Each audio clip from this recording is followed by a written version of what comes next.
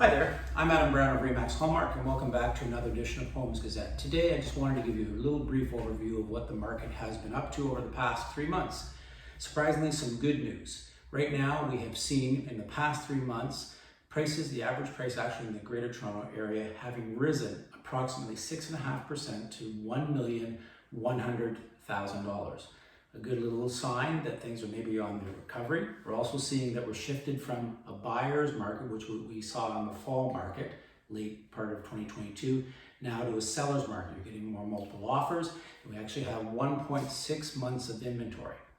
The other thing I'd like to talk to you about today is a little bit about the mortgage market. And I brought in my good friend and mortgage lender, Morgan Vaughan from Verico Capital Home Lending. Morgan, can you speak to a little bit about sort of a lot of the talk right now is about mortgage renewals? What do you sort of see? What's some really key advice to provide to both our buyers and sellers these days? Yeah, no, it's a great question, Adam, because there's a lot going on in the renewal market right now. We've got going into the spring and summer, we've got a lot of people that closed on houses 2, 3, 4, 5 years ago when their mortgages are coming up for renewal and they're not sure what to do. The best thing that I can say is I'm going to give 3 pieces of advice really is that number 1 is people need to remember that when you're up for renewal, you're free to go to any lender that you want that fits what you need. Don't just go back to your lender and sign the thing they give you because it's not always the best deal and it's not always the best terms. So a mortgage broker is a great option for that because I don't work for a bank, but I do work with many of the banks and we're looking out for our clients' best interest. True. Number 2 is, does your renewal fit into your short, medium, and long-term plans? Are you planning on renewing and then trying to buy a new home in the next 6, 8 months or even 3 or 4 months?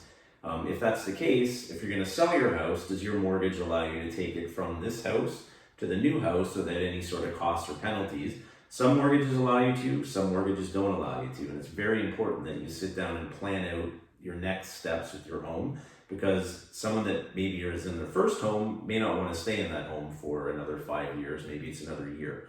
And then the third thing really that I would say to most people is that because you're free to go wherever you want, there's very little cost to doing a renewal, and in most cases there's no cost. So looking around, getting the best options for what fits to your budget is a big thing that people are overlooking right now. If you're coming out of a 5-year mortgage, the reality is you may be paying 2.5%. Your rate's going to be higher today, but there's things we can do to help mitigate that. Some people are okay just paying more, but what if you want to keep your payment the same? Maybe we can look at re-amortizing the mortgage in the short term. We can look at prepayment options. There's a variety of things that we can do by matching you with the best lender that you're not going to get just by signing the renewal agreements with the lender that you're with.